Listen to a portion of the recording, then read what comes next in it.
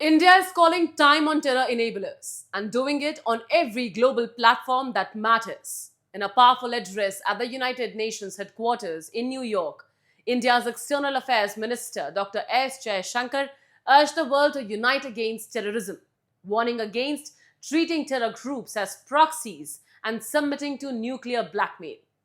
His remarks came just a day before Pakistan assumed the rotating presidency of the UN Security Council. But this wasn't India's only diplomatic strike. At the Shanghai Cooperation Organization Defence Ministers meeting held last week, India once again confronted Pakistan, this time for attempting to erase terrorism from the agenda altogether. We have a report. At the UN headquarters in New York, India unveiled a powerful exhibition titled The Human Cost of Terrorism, a sobering tribute to victims of deadly attacks carried out across the world. The exhibition features chilling documentation of deadly attacks from the 1993 Mumbai blasts and 26/11 to the recent April 22 Pahalgam massacre that left 26 civilians dead. Each of these attacks has a common thread: the involvement of Pakistan-based terror outfits. Addressing UN diplomats, Jaishankar said, "The time has come for the world to unite around some non-negotiable principles. No impunity for terrorists, no treating them as proxies, and no yielding to nuclear blackmail." 5 weeks ago, the United Nations Security Council issued a strong condemnation of a particularly horrific act of terrorism in Pahalgam.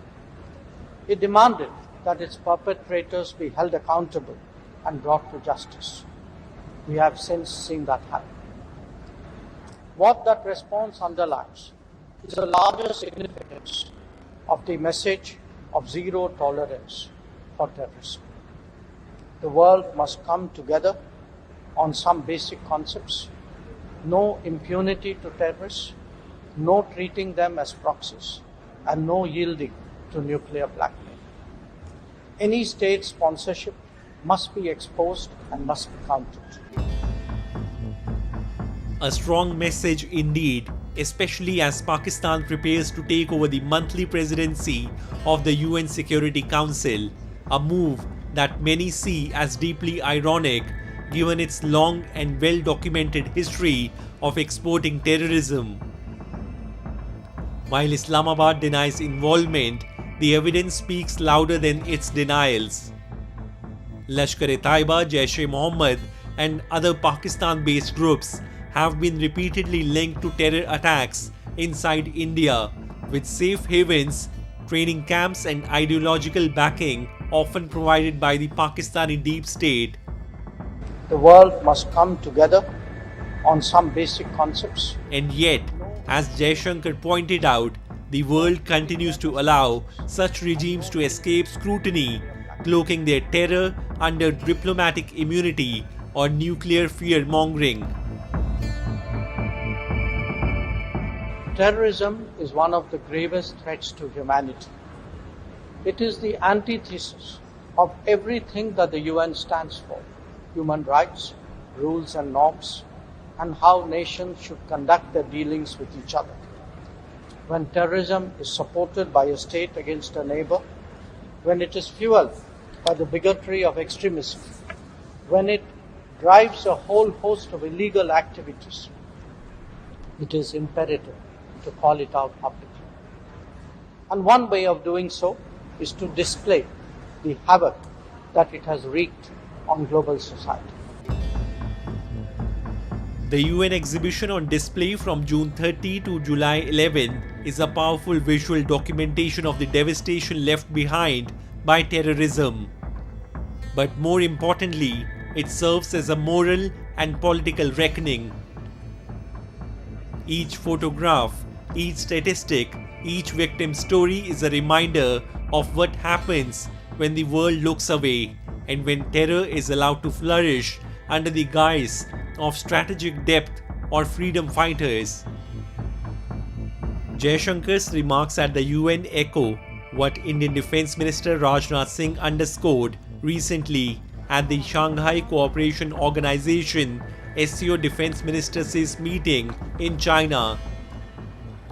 Last week, India refused to endorse the SCO joint statement, which chose to ignore the April 22nd Pahalgam massacre while selectively highlighting the Jafar Express hijacking in Pakistan's Balochistan. The bias was unmistakable. Defence Minister Rajnath Singh stood firm and walked away from the document, leaving the SCO without a joint declaration for the year. India's firm stance was a direct rejection of Pakistan's habitual terror denial and a clear signal to China that using multilateral platforms to protect terror sponsors will not go unchallenged. Its objective was to fight terrorism. Okay? So this organization exists to fight terrorism. So what happened was, when Rajnath ji went for a defense ministers meeting and there was a discussion on the outcome document, one country, you can guess which one country said that no, we do not want a reference to that. Now Rajnath ji's view rightly was that without that reference, when the main purpose of that organization is to fight terrorism and you are not allowing a reference to that, I am not prepared to accept it. China this year's SCO chair allowed the deliberate omission of the Pahalgam attack reference, even as Beijing included Pakistan's domestic security concerns.